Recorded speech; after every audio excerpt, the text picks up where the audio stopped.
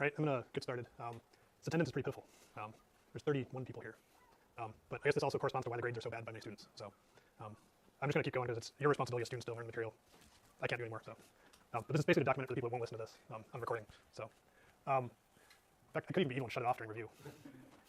I won't do that. But let's see. We're going to do kind of a little bit of lecture about the design flows, and I'm going to do a little bit of a demo. The demo is a little complicated this year because we're doing Tiny Tapeout, but then Tiny Tapeout uses Librelane under the hood. So some of you may not even run this stuff under the hood, but you still need to know it to retrieve your results from the GitHub Actions. I'm going to show you where to get those and so on. So, so in a lot of ways, this will have a lot of good material for you to look at. And then we've had some problems with people running on their like Mac OS machines. Apple machines are always a problem because they change and break everything all the time. Buy an old Mac, your old Mac, never buy Bleeding Edge unless you want to be guaranteed that stuff won't work. This is why I switched to Linux long ago. So I've used Mac, I've used Windows, I've used them all. But okay, so I'm going to have the demo on my laptop, so I'm going to kind of go over the slides first and then segue to the demo. So we ended up last time talking a little bit about the Tiny Tapeout, which our homework 6 and 7 is going to be on. I released those, so they're online. You can download them. They're intentionally open-ended. They're intentionally a little vague. I want to see stuff that I want you to play with stuff, basically. And there are basically sign-off criteria. We want to see your design passing all the tests. We're going to look at it and be like, that looks good. How do I look at it and be like, that looks like a reasonable design? That's fine. I'm going to tell you, I spent some time doing a copy detection thing. If you copy someone else's design off the web, I might find it. If I do find it, you will not pass. You'll get a 0 for that. And I'll actually bring up academic integrity violation for anyone that does that. If you pass off work that's not your own, that is not allowed. So I know most people here are not going to do that, but I'm documenting it here. Tell your friends that aren't here that I am checking this. There's actually tricks up my sleeve to do that. So I'm going to leave that out there. So don't think I'm just going to fork someone's design, use it, and go ahead. But the nice thing though is your design doesn't have to be complicated. Okay, I'm not asking for a very hard design. I'm asking for something. And actually, I'll say I think creativity plays a little more importance than complexity. I'll give credit for creativity. Like I actually respect your creativity. You do something that's different than what other people have done. So, but we have to use the flow, and the only other requirement is you have to use the Verilog template. Okay, Verilog template, Sky 130. Those are the requirements.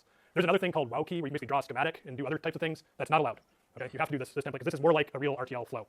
And I'm going to show these checks here again in person on a working design, actually mostly working design that I just pulled from some existing designs. Yeah. What would be a recommended complexities in like the CSV 100 stuff? Or? That's even too complicated. Do a couple hundred gates. Okay. Don't do an adder. The tutorial is an adder. Don't do the tutorial. Right? So, yeah. So can you use stuff that you already coded? So I go over some of this in the post I put on Slack. You can reuse your stuff as much as you want. You can use other projects if you modify them or make them bigger. You can use another project if it's never been done in Tiny Tapeout. I'm okay with that too. But you can't use another Tiny Tapeout project without modifying it somewhat. And obviously, taking something without getting credit, so violating a license is also academic integrity. So if you just take a design and don't put the license file that they said you can, most of them say you can use it, just give me credit. Keep my name on the license and add your name if you modify it. That's all I'm saying. You can use those because it's essentially theft if you don't do that. It is theft if you don't do that. So and we don't tolerate theft in the class. So yeah, so complexity-wise, a couple hundred gates, something not the tutorial. I would say the 100 design that would be perfectly fine, but it may be a little big. I don't know. It'd probably be okay. Yeah, and use your 100 design. Don't use someone else's because that's again submitting someone else's work. Try not to, like in 125, if you're given code, like in 125, don't use that because that's again, I don't think you have a license to reuse that. That's Dustin's license, and he probably didn't give you a license to use it. So yeah, and if you're unsure, ask. It doesn't hurt. So just ask me if that's fair. If is this enough of a project? We're fine to answer. Otter can also answer. There isn't an exact thing we're looking for, but we'll tell you what's not. So, all right. Okay, so this is the main requirement. We talked about the flow a little bit, so we're going to spend the rest of the quarter on the flow. We're actually behind by a lecture. I decided just to go behind a full lecture by doing this and then review today. So I'm going to try to combine clock synthesis and routing together. I think it'll be okay. I'll drop some details. It'll give you a good enough overview. But we're basically going to talk about the design steps going forward. So this is the Librelane flow. We're going to have lectures on basically floor planning. Let me do it here. We're basically have lectures on placement, CTS, routing, and we've already had them on static timing analysis, right? And we've already essentially had it on DRC. Like we know what design rules are and so on. You've taken this other class. This is 125, essentially these two things, RTL and synthesis. Floor planning is part of placement. So that's actually a part of that lecture, and I'll maybe talk a bit about it with the demo. So those are our basically our 3 lectures, floor planning, placement, CTS, routing. And then I have one more lecture at the very end, which is SRAMs. And actually more than just SRAMs, but it's memory. And that's going to be an informative lecture because I'm going to talk about SRAMs, probably a little bit of non-volatile memory, flash memory, things like that. More to give you an idea of how they're made and kind of what the challenges are. But obviously, it's not going to go into a ton of detail. My goal is for you to understand how an SRAM basically works because that's a common interview question. And it's very different than any other digital logic stuff you've done. It is the bridge to analog design. SRAMs are essentially analog design at some level. So we'll get into that too. So that's the remaining part of the class. Now, this Librelane flow, they call it the classic flow because they've switched between OpenLane and OpenLane 2, and then now it's named Librelane. These two open source tools have changed a lot over the last few years. Classic just means they changed OpenLane to OpenLane 2, which is in Python instead of pure Tcl. And then they basically mimicked the Tcl flow in Python. But the Python lets you configure all the steps in this flow and redo different things. What do I mean by that? If we look back at this thing, for example, every one of these has opt in here. What is opt? That is optimization. There's actually a module in OpenRoad, the tool set, that I've contributed to, one of my grad students contributes to. It's called the resizer because it started as a gate sizer, but it does things like buffering, moving gates, resizing gates. It's going to eventually even restructure logic, like the Morgan's law, stuff like that. And it does this in a timing optimized way. So that happens at all these different steps, and you can basically program your flow to have it do more or less of this with Python. And so that's why the classic flow has essentially this, but you can augment it to do more steps. Now, the color here is kind of bad, but there's actually a bunch of other steps in here besides those. Like if you look through this and you can see it vaguely, it has basically OpenRoad for all these, but then it has a different step name This includes some stuff like with Verilayer to basically check if your Verilog is valid Verilog, check if it's synthesizable, and give you errors if it's not. So there's a lot of checking in here as well, besides those kind of physical design steps. There's also a lot of checking at the end, like running DRC, running LVS. Those are all different steps in here. And there's even steps like creating the power straps, creating the rows. Those are essentially different steps through this process. So if you look at a run, there's actually about 70 steps. But when we kind of generalize it, it's this flow. Now, those 70 steps are broken up into these directories so that you can then go through and do a couple things. One, you don't have to start over all the time in a design. Like I'm actually synthesizing a design now. It's actually from Berkeley. It's called the Gemini Accelerator. It's an accelerator for ML stuff. And I'm using it as a benchmark or something. And it takes like 4 hours to run synthesis. I ended up having a problem where, okay, during my floor plan, like the pins were not placed right. I don't want to rerun synthesis just to redo my floor plan.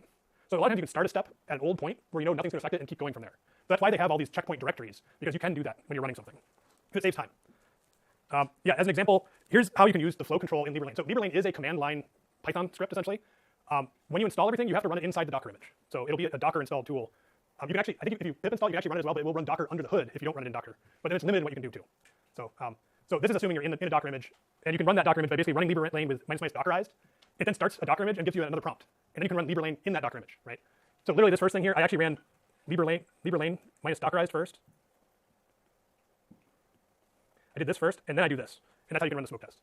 And that smoke test will basically download all of the PDK stuff you need, all the Sky130 files, the library files, install them. It'll be kind of slow if you're on a slow network to start with, but then it'll be cached and they won't download the second time, unless there's updates to them. And I mentioned you can also run an example design SPM, and that will actually, the smoke test deletes all the files after it runs, so that's more to check your tools work. The other one will actually run a design and keep the results so you can actually probe it. You can look at it and kind of explore stuff. Here's basically the control. So by default, it also takes one argument, which is the config file. We'll talk a little bit about some options in this config file. As we talk about all of the different steps, when we talk about placement, we'll talk about the options, CTS, and so on. This is where all those options go. There is no GUI, there is a GUI, but you don't go in and click menus and stuff to run these tools. Can anyone guess why you don't want to do that? There's a number of reasons. One, this is going to be running on a big remote server usually. So you don't really have a GUI. You could run the GUI remotely, but that's kind of a pain. Two, it's going to run a long time.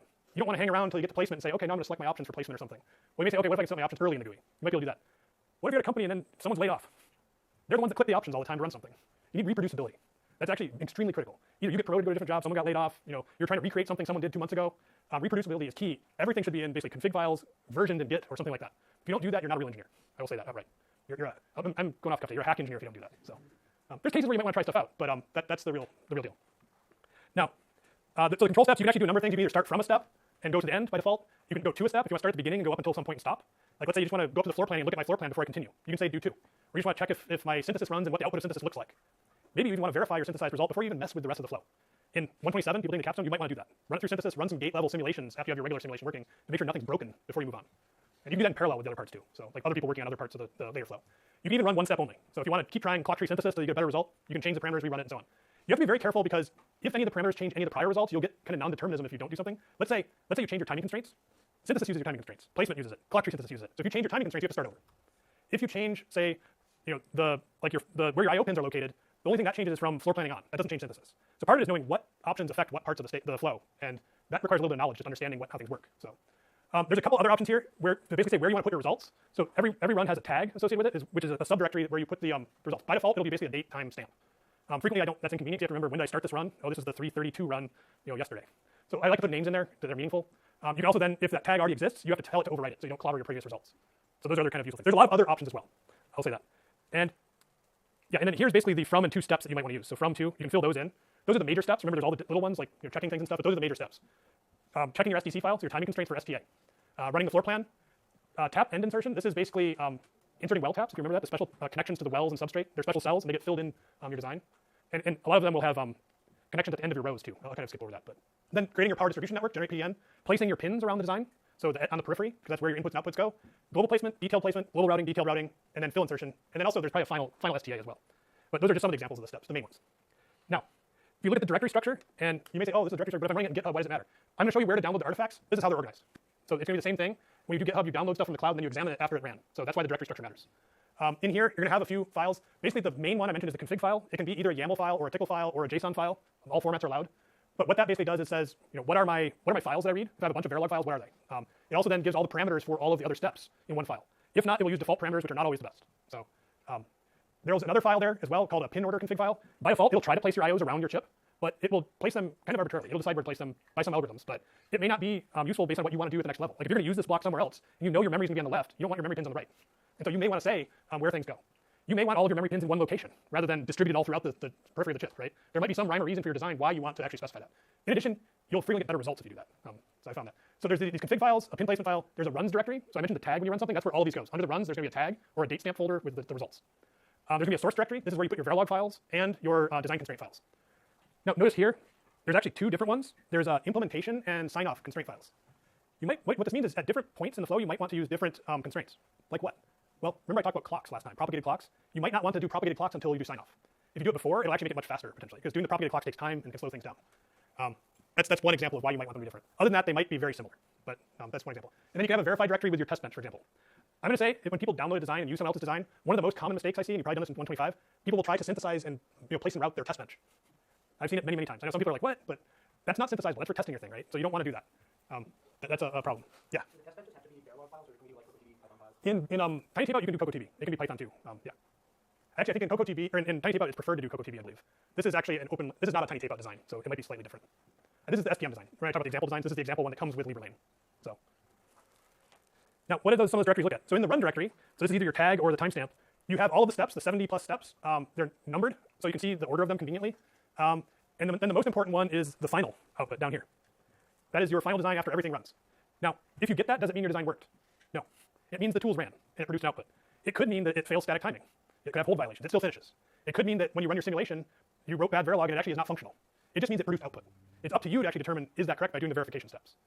But that means the tools ran without errors. You can look through here. It has a couple output files here. So flow.log is kind of the top level of all of the log. This has any error messages. Here's any warnings. You can look through those at the top level of the entire thing to see what's going on. The results of each step is in the directory associated with that step. So it tries to compartmentalize this. So you can check the inputs and outputs of every step to make sure things work and debug stuff. So what does it look like? So let's look at a step subdirectory. So there's going to be basically a set of inputs, a set of outputs. There's going to be a log directory and a reports directory. Okay, and if we look at the detailed placement directory, for example, this is where it's placing all the cells. There's a lot of it looks messy, but it's trying to put everything here for you to be able to assess what's going on. Commands will actually contain the commands run in OpenRoad to replicate this. So you can look at all the options that get resolved and so on. This is a version of your config file. Sometimes it might add default options or change things along the way. If it did that, that will be in that config file. But mostly it's just copied along from your initial design. Now runtime is one that basically contains literally the time it took to run this. But then here, this has examples of different netlists. All of these SPM whatever are the different file formats, right? You have ODB files are the OpenRoad database files you can load in the OpenRoad GUI. They kind of have all the info, but it's a binary file. You need OpenRoad. It's also a little problematic if you switch versions of OpenRoad. You need to make sure that file matches the version of OpenRoad so you can read the file.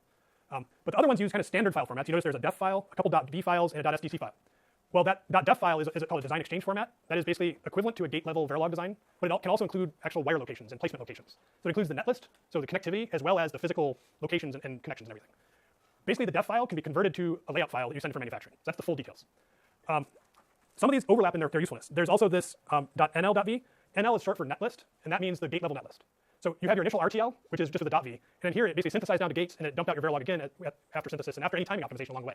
Because remember, we might have done buffering, we might have done logic restructuring. This can be different than your initial synthesis. And we changed it to actually improve the design. So it's important to remember that is altered throughout the way. There's another one down here, this PNL. This is a netlist with your power logic. If you remember, all of your gates have VPWR and VGND, and also VNB and VPB, these kind of power connections. You may also have power connections to things like memories, SRAM macros. That one explicitly has the power connections in your Verilog. So it has your power supply essentially showing logical connectivity as well. And so that's basically the files there. You're going to see that depending on what the step does, you're going to see different files here. And so that's the key point. Is those kind of change, but you'll see different results. Now, the final output directory is a little different. This basically contains everything in different subdirectories depending on the type of file. It outputs a lot of different things. Most of them you may not need, but you can see GDS is your final layout. You see like your NL for your gate level, Verilog netlist, and so on. So here's your final designs. I'm not going to go over much more of this. What else do I want to say? That's pretty much it. The key ones you want are the GDS, your Verilog, and possibly the SPEF. Remember when I did timing analysis? You want that SPEF file? That includes your wire R's and C's in it for your static timing. And then actually one more here is this SDF. This can be used in Verilog with timing. So if we annotate back our delays of our gates and our wires, we can do a Verilog simulation with more realistic delays than not. That can uncover a lot of bugs in a design, especially with like reset problems and kind of things like that, which are not caught by static timing, right? If it's a logical failure, not a timing failure, this could catch that. Now, I'll show some more details of these when I do the demo, but it's kind of boring to look at these kind of static directory views. But just to remember, what are the major steps? So synthesis, there's really two parts to logic synthesis. One is logic minimization. So this is taking your behavioral Verilog, converting it to logic primitives, gates. In general, it's done first with a generic library. So it may be like NAND, NOR, and inverter. Any complete logic family, right? You have to have an inversion and at least NAND, or an AND operation. Then there's a second step called technology mapping, which is then actually mapping it to a specific library. So the first step you might have a NAND 2, but the next step says, well, I have NAND 2 size 4, or my low VT NAND, or maybe I have a complex function in my logic and I want to map it to several things. Like maybe I don't have a NAND gate in my library, but I have an AND and an inverter. it might map something to AND inverter, right? So it may not map to one gate, but it may map to a combination of things in your library. And generally, the goal here is to minimize the number of gates, the sizes of the gates, and overall the power, which is roughly related to the number of gates. But as we saw, we don't know anything about wires. So the results after this stage is just a crude ballpark of what your performance would be. It's kind of, I would almost ignore it, but it'll give you an idea of what might be achievable. Now, next step is floor planning. And in this step, it's kind of a vague step because there aren't like standard tools for it. A lot of this is kind of manual iteration. It's not like you draw in a GUI and you make the stuff. Even in commercial tools, the floor planners are not kind of things you do interactively. But what this does, there's a few different things. First of all, you define the overall space that you want to put things in. How big is my chip? You then want to put your IOs around it. You always connect to the perimeter because it's easier to get off chip. You don't want to rely on something being able to route to a pin in the middle of your design because it might be inaccessible. If you have any macro blocks, like memories or analog blocks that are pre-designed and already have layout, you might place them at this face. Right? Those are not standard cells, and they're basically treated differently. And then you define every place else. You're going to define where the standard cell rows go. Because you can only place your logic cells where you have rows. And how the blocks interact with the rows is you may have like spaces around a macro and say, don't put the rows right up to the macro, leave a halo around it. You know, to kind of like leave wiggle room to route signals and things like that. You might have kind of limits. You know, if you have two blocks next to each other, don't put like a really tiny row because it's probably not worth it. You have to remember, you're going to have to connect power to all these rows, so you may not be able to put something in the row and actually connect power to it. So there's a lot of kind of rules that you can use for it to actually make standard cell rows, but in general, it puts them everywhere that it can, based on those kind of neighboring rules. Yes? So I'll say next, what you can't really see in here. So you can't even see the rows here. You can't see there's no blocks. You can see the IOs here, right? All these green things up here and over here, these are IOs. There's no blocks in this design. The chip area is this kind of rectangle here, right? It's a little gray rectangle. You cannot see there's no blocks, and you can't see, actually you can see the rows, I guess. The rows are essentially these, I'm not sure if those are rows or actually stripes, but it'd possibly be these red things right here, right? Going every row. I'm actually surprised they're not blue, because metal ones usually blue, but that's why I'm skeptical if these are actually power. But you would see rows like that with blue. Now, the other things, those light blue things and the vertical wires are your power planning. Because when you have your rows for the standard cells, you have a VDD and ground, you have to hook those all together. How do you hook them together? Well, first you hook them with vertical wires. So you might have, for example, this wire here might be, this red one might be VDD, and then this one over here might be ground. And then what it does is it goes through and says, oh, I'm going to connect with every other one of these, because every other one is VDD. And then this other vertical stripe says, I'm going to connect to all the grounds. You know, maybe I'm off by one. So they alternate and connect to the appropriate rows vertically. Now, you still have to connect together those, right? Because now you have a bunch of, you know, if that's VDD ground, here's VDD and ground. Technically, they'll be connected together by the rows at the bottom level, right? But then you have these top level connections, and then you'll go through and do another set of horizontal ones maybe to connect again. And the whole idea of this is it tries to lower the resistance from your off-chip power and supply, power and ground pins to the actual cells. If you have more paths through this kind of mesh network, it reduces the resistance, and you can supply more current to it, and you have less variability to affect the current. Okay. Actually, I'll do a segue to Hodder's research. Is actually, I mentioned he does research on clock networks, right? And one way of distributing a clock is a similar mesh, because you can actually have redundant paths and all the connections. The problem is it's very difficult to do any sort of analysis of this. You can't just do static timing. You know, we talked about how to do Elmore delay of a tree, right? That's good, but there's no closed form formula for this. You have to run SPICE simulations, which can be very slow. So like his research is basically how to take these mesh networks with, in our case, clock drivers driving it, and simulate them using machine learning. So train them on SPICE, but then not use SPICE when you actually want to try different designs and stuff. So that's kind of a new thing. So you see this basically power mesh. Now, how are these wires spaced? You know, why that spacing? Why 4 wires vertical and then 4 more horizontal? You'll typically have a tool in industry that's your power analysis tool. And they actually have one in OpenRoad as well. It's an IR drop analysis. We know when you have VDD coming in and it goes along a resistive path, what happens to voltage? It drops. Ohm's law, V equals IR, right? So if you have a lot of current going in somewhere, going through a resistive path, you have voltage drop. Even though your input voltage might be 1.8 volts, it might be only 1.6 over here on this side of the design. Oops. And that's a problem. Because then when you do static timing, suddenly some of your cells are not at VDD, some are at less than VDD. And that can affect your performance. So when you do power planning, they want to basically do it based on current demand of all the cells to minimize the drop in power supply. So basically, more wires is better. But you don't want to use up metal unnecessarily. This stuff is all kind of ad hoc. It's designer experience. It's iterations of kind of improving your design. And this is where a lot of the engineer work goes. So, yeah. When you say you don't want to use up metal unnecessarily, Yeah. for what reason? So- Interference with other stuff? So think about this. I'm using all this metal. I now have to route my signals. Oh, yeah. Like my signals have to route around all these wires. When I was at IBM, they actually had a method where when you design a block, they kind of pre-design this grid. And I would do some block, and someone would do some block. And they'd say, oh, 20% of your metal wires at the top level have to be power and ground. And they actually have to alternate. You don't get to choose that.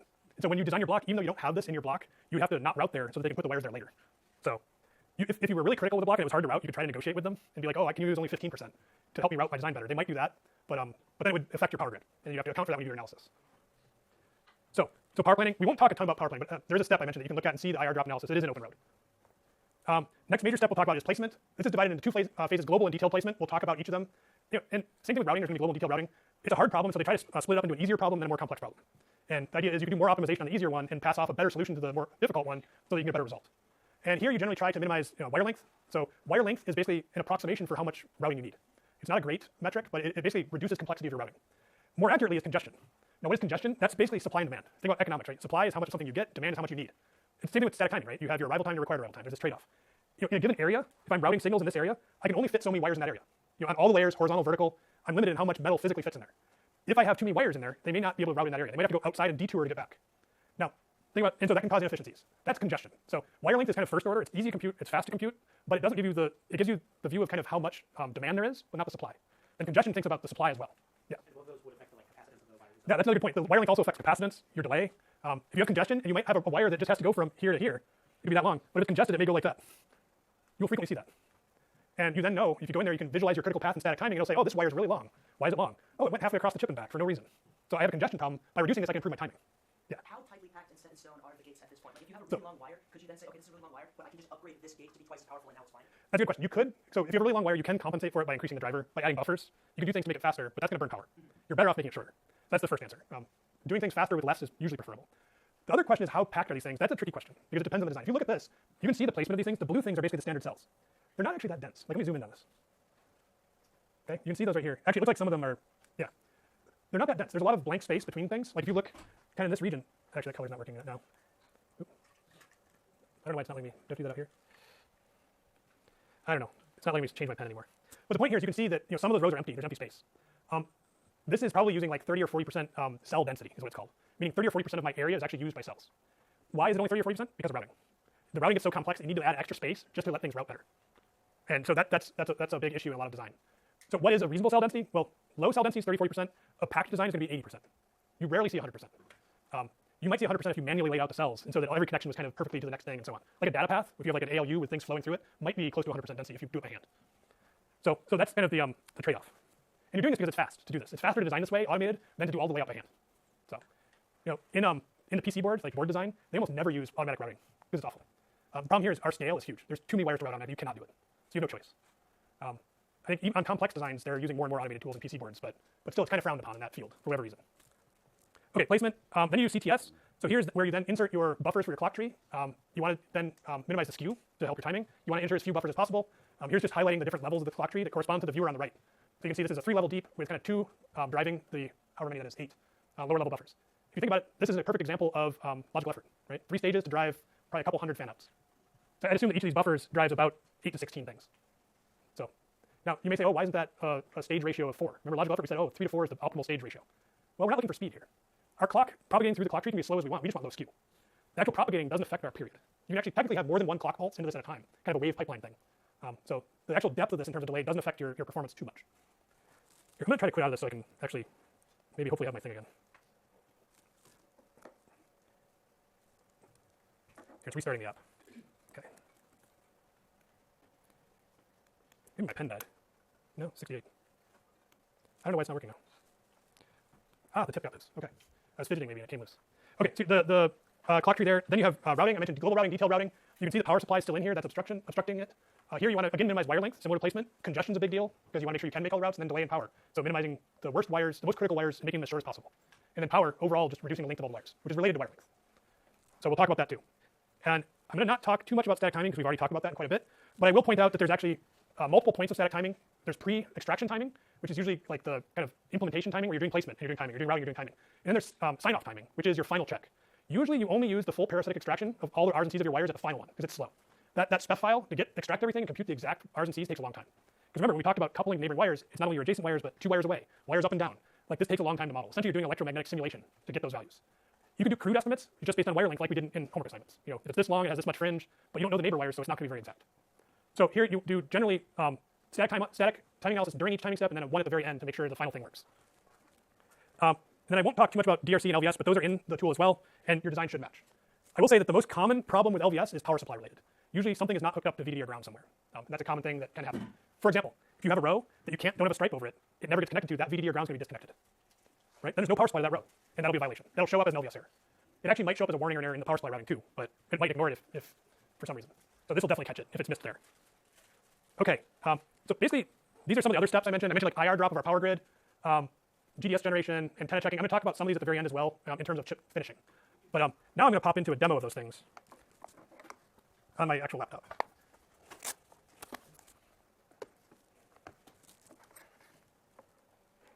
Oops.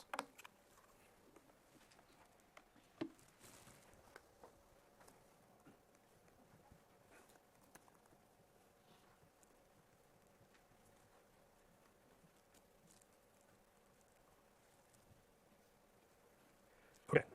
So the first thing I want to point out is the chip tutorials pages. These mostly deal with ORFS. This is called Open Road Flow Scripts. This is an alternative to LibreLane.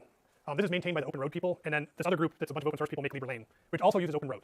So it's basically all the extra steps and sequencing of placement routing and the options and the configuration. You can think of each of these setup scripts as a setup to run the different things in different ways.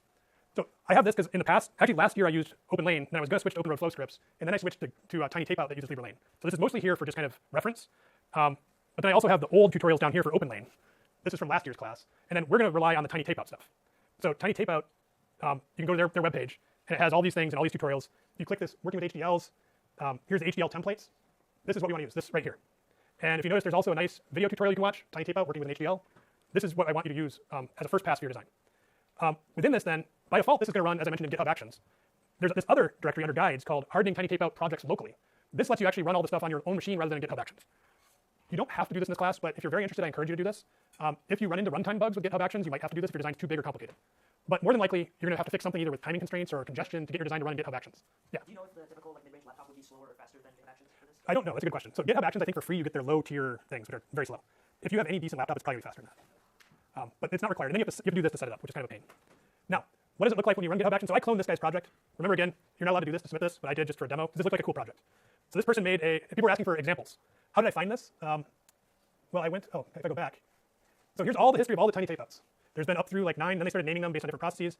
Here's the last one from Sky 130, which was in November last year. Here are all of the projects and links to all of them. You can actually see what people submitted. If I click here, it'll go to this project. It's called 552 FSM. You can see the inputs, the outputs, this is their documentation. You're fine to look through these and so on. Don't copy them. I will be checking all these, right? There's links to all these projects, so I know what's out there. But this is how I found this. If you know some of them are bigger, they actually have more space for the Tiny Tapeout. I forget where Jesse's is.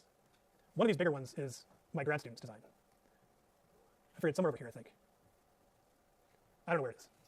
Oh, if I search the name, I might find it. Actually, I don't know where it is. Maybe it's not there. Oh, maybe on this prior one, actually. There we go. This is a design that my grad student did, for example. And it was on the previous shuttle right there. Yeah. So this was actually a custom memory macro that they put in there to test. So, or generated with our OpenRAM tool. So I found this other project here, and this one looked cool. And you can look through those and get ideas of kind of what you can fit on a chip. So this person made basically an 8-bit function generator that lets you do kind of, what did it let you do? It let you do a constant output, a sine wave output, or a trapezoid/pulse output. And you can configure it to do those things. Here's the top level I/O pins. Remember, you're limited in how many you can do. I think it was 8 input, 8 output, 8 bidirectional. And he hooked it up to this, I guess, ADC chip maybe, or whatever that is. So here's an example of a good project. I cloned it and ran it because this was actually more than 3 months ago, and so the actions were gone. So I reran it, and you can see here, it ran. It did not finish all the actions. It actually failed on the final viewer, but everything else ran. We want all these to pass in your design. I just ran this morning, so I didn't look at why the viewer failed. But the thing here is you can go in here and get details. So, here's your initial RTL test, your documentation test. Did you modify the documentation? It goes through the design flow, and then you can do your gate level test. So it runs the simulation again with your gate level design. And it shows all the output of these steps here. Unfortunately, it's kind of dark. I didn't choose the color scheme. But here, the nice thing is I go up here to summary on any of these, and this gives an overview of your GitHub Actions flows. Right? It's like a flow where you want to create your GDS. In order to do that, you need it to pass. It doesn't show the documentation here. I guess the documentation might be part of one of the other steps. But you can see kind of a flow of all these different steps, and it failed at one point. Now, how do I then diagnose what failed? Well, you can go to one of these steps. Like if we go to GDS, actually, where was it? GDS. You want to look for artifacts. Artifacts over here. Artifacts are basically, it keeps around all of your files, and you can download them and see what's going on. So this keeps 6 artifacts, and it took 9 minutes to run, but it failed. If I go here, it's at the bottom of the page. So here's all the files that are the output of my design. GDS logs, that first one, is the run directory.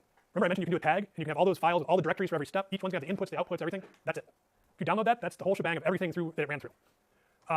Here, it also outputs, right here, gate level VCD test. You can actually download the waveform file of your test, so you don't even have to run Icarus or Verilayer on your local machine. You just download that, open it in GTK Wave, and see what's going on. This one right here is just it makes an image of your final layout. This one right here makes a web page for it. Remember, we clicked on the map of the chip, and there was a web page of everyone's project. That makes the web page from your documentation. And then pre-check reports, I don't know what that is, but all these are files, right? So they're zip files, you can download them. And then this TT submission, this is basically your final design for them to manufacture your design. So it includes your layout and all the stuff they need to finish it up, to manufacture it. So let's go to a directory. So here's the project. I actually downloaded all those, and I actually unzip them right here. Right? Here's the 2 zips I looked at. I unzipped this GS logs. The Tiny Tapeout submission basically had a number of files there, but more interesting is the docs as your README file. So this is kind of the documentation we saw on the web page. All this stuff. Here's my inputs, outputs, the modes, and the different details about this project. To get the documentation check to pass, you have to edit this. That's all you have to do. You have to change it from default to pass. We want to see a real documentation. Like we want to see a description of what you do. That's what we're going to look at in addition to the checks. Now, and then in here you can see it has a copy of your source. So if you have your source files, here is all of his Verilog, as well as his config file. I've found that these config files are a good way to see what other people did to change their design. For example, he didn't use the default stuff. PL target density. This is the density of the cell, 70%. So I mentioned it's a pretty dense design, but it's not 30. clock period. Here's some optimizations for some of the resizers optimization steps. We'll talk about some of these things later, but these are all things you can change if you're not meeting timing or it's not routing, things like that. You can fix that through these. And there's some documentation on kind of suggestions for these. Now, the other directory is the runs directory. And here, it's in a subdirectory called Wakwi, but here are all of the 70, how many steps? 78? 70 steps. Why? Every run has a few different numbers of steps because sometimes you do sizing a couple times. Like you do optimization a few more times than other times. So in general, it's from 70 to 75 times, 70, 75 steps. So you can look through here. You can see all this stuff. Now, let me go into floor planning. Which one's floor planning? Oh, that showed the subdirectory. So I want floor plan. 13 is floor plan. Here's like what we showed before, right? You have your, or actually I looked at detailed placement, didn't I? Well, it doesn't matter. But you can see all those file formats like I mentioned, the netlist, the def file, and so on. These files, what were the commands? That is the command it used to run floor planning. It ran OpenRoad, and it ran this script called floorplan.pickle. So that's how you could replicate it on your own machine. Yeah? Out of curiosity, why is there a tickle file stored in the Python site packages? Why is there a tickle file stored in the... Oh, it comes with LibreLane Python. Oh, yeah, there's probably... Yeah, all these scripts come with LibreLane. They basically have these scripts that implement all the stuff, and they use options specified by the config file. Right? We have this config.json that might specify, the standard cell library as a variable. Now, those scripts will use this in variable and say, oh, I'm going to load that library and do this stuff. So these variables are basically ways of passing arguments to those scripts, but the scripts don't necessarily change. You can change them. You could write your own scripts, but then you'd have to know how to invoke all the commands in the tool. I'm going to go over some of those when I talk about each step. So I have locally installed OpenRoad here, and so I want to just load the GUI. So this is on my local machine. You can also run this in a Docker, for example. But if I want to load this, I can open this design, and here's the floor plan so far. So it's not very interesting. There's actually no... Oh, right here, turn stuff on. Here we go. There's the rows. What else do I have on? There's no power strikes added yet. It's basically the area and the rows. Let's go look at a more interesting one. Actually, let me do this. It's easier to see these directories here. So if I sort it by name, let me go down to global routing maybe. Or go to detailed routing. Where's detailed routing? Right here. See, so here's my design with everything here. You can see the power stripes are added in. You can see all those metal layers. I can turn on and off different metal layers. Like if I want to turn off all these. Oops. So I'm just going through and turning off different layers. Right, so now you can just see the green are basically my standard cells in this thing. And actually some of that is, some of it might be on, some of it might be off. You can look down here. A useful view, for example, is your routing congestion map. The red areas, for example, are where I have a lot of routing and it conflicts. So it's hard to route wires through those areas. You can also go through and view timing. If you load your timing constraints like we did in the last homework, you can also view your timing in this tool as well. So I'll leave that for the tutorial though. Okay, I think this is basically all the demo I wanted to do. I want to show this load up. You can download the results, you can run them, and so on. So yeah. Are the features included, are those at compile time? Or must be disabled with Flex? Which ones? In the list at the bottom. Oh, Mine is crashing, and I was wondering if it's GPU related. So oh, you're asking about these things here. These are compile time options. Yeah, these are features compiled into the tool. So they added a Python interface to it. You can compile it without the GUI, because then you don't need all the X11 stuff. And this has GPU stuff compiled in too. Yeah. So, okay. So I'm going to leave that there. Let's take, one more question. If you have like compilation, you want to make a change to your thing, how do you know which step to make a change in? That's a good question. So this is where, what is your problem? No, I'm asking, let's come up with a problem. You have to use logical deduction to figure out what to do. You're failing to meet maybe with setup time. So if you're failing to meet setup time, figure out, it runs, that's a good question. Let's do this exercise. I like it. Now, where do we do that? Well, let's look here. Actually, how do I do it without doing the directory? There's actually, you can use Find. yeah, that's a good way. So here's all the places, good idea. And I know the syntax to find. So here's an example of every place that static timing analysis is used in these subdirectories. So as early as step 11, after we do our macros, 12, after we do pre-placement and routing, pre-PNR. Then, or no, we do 9 here. This is just netlist as assignment. So this is probably straight out of synthesis, I guess. Then we do 2 times during mid-PNR, mid-placement and routing. I don't know where those are. Or here's a third one. Actually, here's a fourth one. STA, so step 30, 35, 37, and 42. Where does it fail? I'd go and look at one of them and figure out where the earliest one it fails is. Let's go into one of those. This is a good example. I like this. Let's just go to this pre-PNR. Oh, 54 was post-PNR, so that's after you've been routing, right? So let's look in here. What do we have? Well, we're running static timing, so we have all the inputs and outputs. We have our command we run. We have 3 different subdirectories here. What are these? These are corners, right? 100 degrees, 25 degrees, 40 degrees, 3 different process corners, or static timing analysis corners. Let's go to one of them. Actually, first, let's look at this summary. Oh, there we go. So they have kind of a summary of those 3 process corners with the data. The 3 corners, what is the hold slack? The register to register path. So this is excluding your inputs and outputs, right? Because those may be different. And then over here is your setup where slack. Here's only the register to register. Now they give another metric in here that's called your hold TNS, your total negative slack, and your setup TNS. So the worst gives you your most negative, right? TNS gives you the total of all of the negative. That's basically how many paths do I have and how bad are they. Because if I total up the negative slack of all of the output pins or my flip-flop pins, if I have more negative paths, that total negative will be more. So it's effectively not only how bad is my one worst path, but how many bad paths are failing. So you can see here, with my setup, all of the slacks are positive, and I have no negative TNS for my setup. Setup works. Over here, I have negative worst slack. If I look here, it's only in one corner, which makes sense. My fast, negative 40 degrees Celsius, and a high voltage, 1.95 volts. Everything's fast, right? It's cool. My transistors are fast. It's a high voltage. That one has my hold problem. And if you look here, it's only about twice that, right? So there's only like 2 hold paths. And you can see this count. Yeah. So now when we go into that directory, what is the path? Well, here we have our reports. We just did some stuff on how to analyze these reports. They're all called RPT, but we have a number of things. We have, let's see, we have a max report, a minimum report, and a power report. We have violator list report too, yeah. These are basically sorted and displayed in different ways, but they're similar to the reports you did. Like, let's look at the min report. I don't know if this is the right one, but I'm assuming it is. Yes. Here's my report checks with my minimum path, and there's that 0.02, negative 0.02. Well, this looks an awful lot like what we have on our homework. I don't believe I took it from this design, but this is what I did. I went to design and I said, take your report, and I put it in your homework. So we can see it's a very short path that goes through from one flip-flop through, what does it go through? It goes through nothing. It's just a flop-to-flop path, right? I don't see any gate in there. Yeah. Yeah. So it goes from that. It's this sync reges, and then it goes to this other thing. What does the clock skew look like? Well, this has ideal clocks. It looks like. So it's basically just there's nothing you can really do better about this one. So what would I do at this point? I wouldn't worry about it too much. No, because it's 2 paths. They're barely missing timing. We're not even routed yet. They might get better. When we route things, they're probably gonna get slower. So that's where I just think about it. I'm like, okay, there's my assumptions, right? This has no wires in it, so it's gonna get slower. So this probably isn't a problem. Yeah. This is definitely like a contrived example, but let's say this problem is super critical. We need to fix it. We've already done a bunch of stuff up to this point. Is there a way to go into this directory and like I don't know if it would be feasible to do this, but manually modify something, like paste in a buffer between that, and then rerun the entire rest of it without doing Yeah. anything up to that? I think I did say that right before you came in. There's a way you can run from steps. That was like my 3rd slide. So yeah, you can rerun. But do I recommend doing any manual edits? No. I recommend making a repeatable process. So you could do that though. And then, if you keep going, here's my second path. Right? Because there were 2 of them. Actually, there's 3 of them, I guess.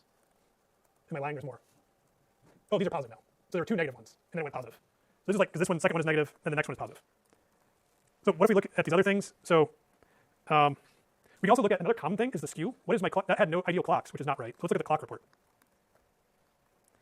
This has my clock skew. So the latency is the delay through my clock tree, nominally. And then I have the rise to rise, so the input rising range. It's a very small design, so it's not very big. Right? There's essentially no clock skew. Is it because you're checking the pre-PNR? Maybe. Because after this, Yeah. CPS, right? So Yeah, let's go through. That's true. You're absolutely right. Let's do one of these later ones to make it more interesting. If we go into post PNR, here's a bunch more corners. So notice they only did a few corners early on. Now they're doing a bunch of corners. That's what the flow does. They set it up because they're like, we'll just do a few of them to get the best results, and then consider everything else. Yeah. The corners are decided based on what lib files you have and what extraction files you have. So what's provided in the PDK, and then you could use a subset of them that you decide as the engineer. You basically are like, what is my product? What are the operating conditions? So if you wanted to test for like a super specific voltage and Yep. temperature, you could do that. Yep. Yeah. If you know it's going to probably run at 1.8 volts and not much out of the range, you can focus on that. Like a lot of parts have military grade or just consumer grade, right? They have bigger ranges of corners. So here, let's look at this summary report. Oh, Here, everything met timing, right? Hooray, that worked. Yeah, so no problems there post PNR. But let's look at our clock skew. Others make me look at the clock skew since that's what he does, right? So let's look at one of these corners. There's no summary of all the corners, but if we look at, say, nominal fast, this was basically the corner we were looking at before. What does the skew look like now? Now it's not 0, right? But what is that? This is in nanoseconds, so that is like 14 picoseconds of skew for the rising edge and 10 picoseconds for the falling edge among all the flip-flops. So not too bad. It's a pretty good clock. I think an inverter, that's less than an inverter delay. So it's a pretty good clock, but it's a tiny design. Yeah. just out of curiosity, what's the like reasonable range for clock skew? Reasonable range, good question. Rule of thumb is like keep it under 10% of the clock period. Yeah, I'd say that's a reasonable one. That's also a good reasonable value for like slew rates, about 10% of the clock period.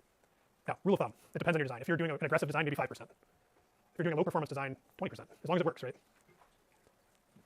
Yeah, what did violator list look like? I forget. Oh, there's no violators here, that's right. So, but oh, and here, there's also an unpropagated report. I guess that's without propagated. I guess it's empty. Okay. See, there's lots of reports in here that you can kind of check. I'm not sure what they're all from, right? You have to go, if you want to know what they're from, what you would do is look at the command. Oops, not in that directory. Whoa, okay, there's a bunch of stuff in here. Oh, because if we look at this, it ran static timing. It actually ran these all in parallel, probably. All those corners were run at one time, or separately, to speed it up. So there's some kind of brute force. You can see each one of these, if we scroll to the end, yeah, it probably takes a corner. Yeah, right, see, so this call of open road probably calls one of these STA runs, or something like that. But if you look at, there's basically options there for each of those. Now, what I want to look at is this. If I go back, I want to find the script that was used. So here's all of the left files and def files as command line arguments. The tleft file, we saw that in our homework too. Here's the ODB file. It's not the most human-friendly form. Here's the report that gets output. So you can see it outputs each of those corners in a corner directory called checks. I want the main script. That's the corner name. I don't know what that script is. Okay, maybe it's not so useful, but this corner.tickle script is probably what we want to look at if we were to look at that. And that'll output in a subdirectory named the corner, the checks, all the report files. And you can dig into that and see what else it does if you're interested in it. But it will be the commands we've seen in the other thing. Okay, do we have more questions? We don't have a lot of time for review, actually. Some of this is review, though. Like we did STA stuff. What else? What questions do people have? Everyone's going to ace it? Question for an answer. Yeah, sure. In general, midterm, whatever. Can you like explain the early STA analysis, kind of like a whole workflow? Yeah, let's do it by example of this, right? So I can. Yeah, let me actually draw something. I think it's better because there's a few things that'll clarify.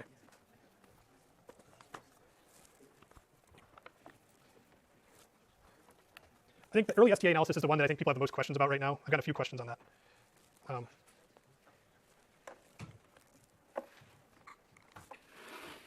So we know that I'm actually going to go to the STA lecture and talk about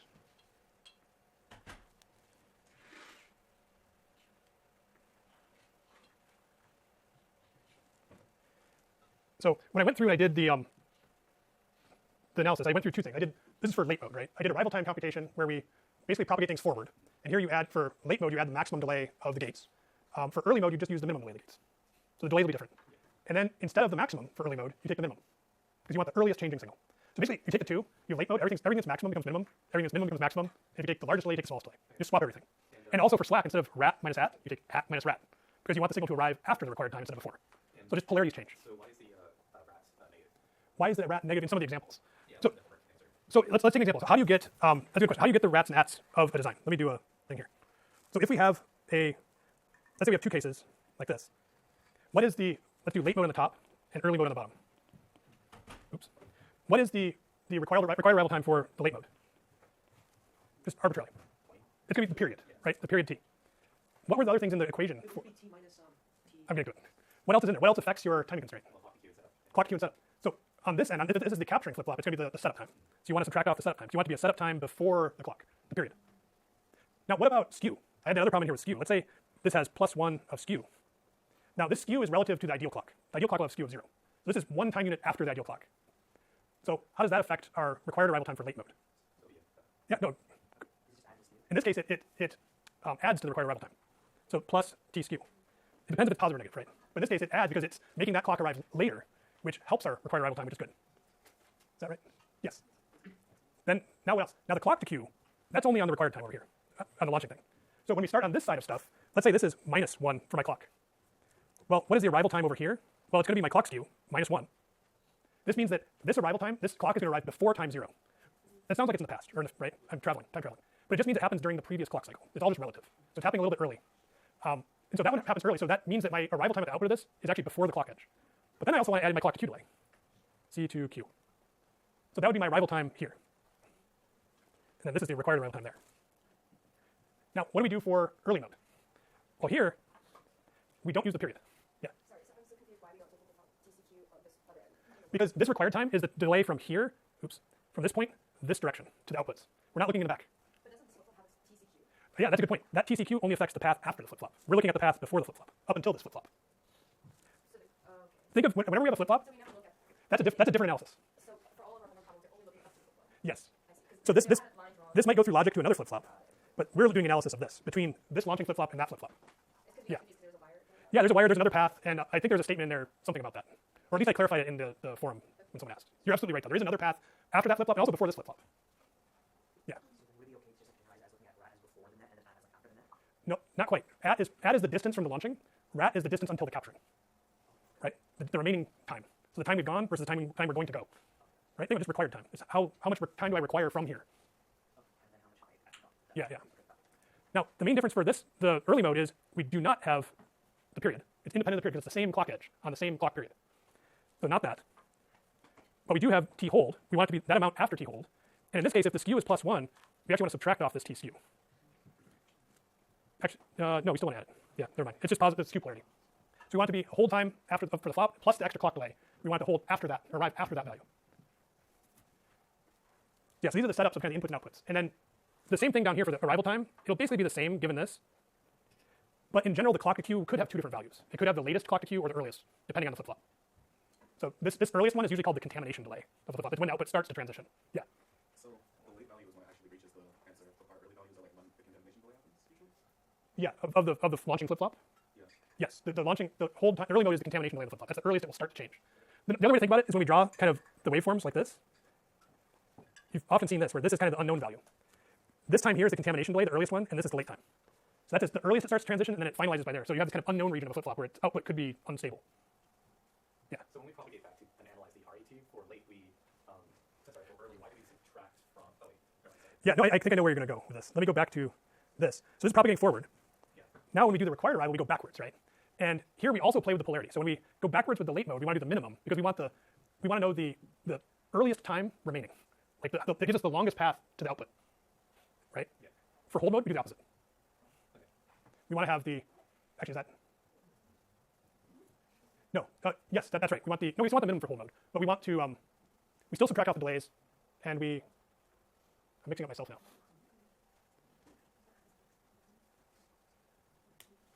Yeah, you still want the minimum in the early mode because you want the quickest the signal will go to the output. Yeah. Yes. Isn't it inverse when it's early late? When it's early, sorry, when it's late, at is min and at is max, and if it's early, at is min and at is max. Yes, I think you're right. Yes, when you're propagating this way, you don't do the maximum. You want, yes. I said back here. Here you do max. This becomes min for late mode, for early mode. Then yeah, I agree. This is min for late mode. It will be max for early mode. And then you swap the slack. So I don't actually do this is late mode slack, but for the early mode slack, you flip them around. So the polarities of everything changes. And the reason the polarity of this changes is if you think about this for the hold checks, you want the arrival time to be after the required time, right? So you want to be greater than it. So you want that's why you subtract it off. And a positive slack means you're later than the value. You always want negative to be a violation. Yeah. Should we be expecting it to like problem 3 on homework 5? Which one was that? Where we get like the massive tables like populating, or does that kind of fall into the category of tool usage? Maybe. Maybe. So that one I originally had it worse, where you had to actually look up in the lib files. And I'm like, this is nasty. So I'm like, let's at least do kind of simplified tables. I think it was better. But the thing I wanted to demonstrate there is that slew affects delay, right? That's the important thing. And that you can have different late and early timing. That was the other important thing, right? Because most of these assumptions I've ignored slew rates, but they're actually both propagated at the same time. Yeah. For branching effort, how do you calculate it if the gates are different? The answer, if how you calculate branching effort if the gates are different, you have to know some more information. Yeah. The answer, there's no closed form solution. Yeah. Yeah. Do you have to worry about like clock pessimism or about these? Possibly. Do you remember what clock pessimism is? So remember when you have a clock tree and you have a path, it's actually a very straightforward concept. You have a tree, a portion of the root of the tree is shared. And so your clock can't be arriving, we have a corner, it can't be arriving early and late at the same time because it's the same gate. Those root buffers can't be fast and slow simultaneously. Right? When I propagate, think about it this way. When I propagate an arrival time, here's my late delay, 25 and 30. My early delay might be 20 and 25. Now think about the same idea in a clock tree. If I have a buffer, if my late delay is 20 and my early delay is 15, it can only have one of those delays if it's shared by the capturing and launching path. It's not going to have both. Let me draw, I have another picture here. This is a good one.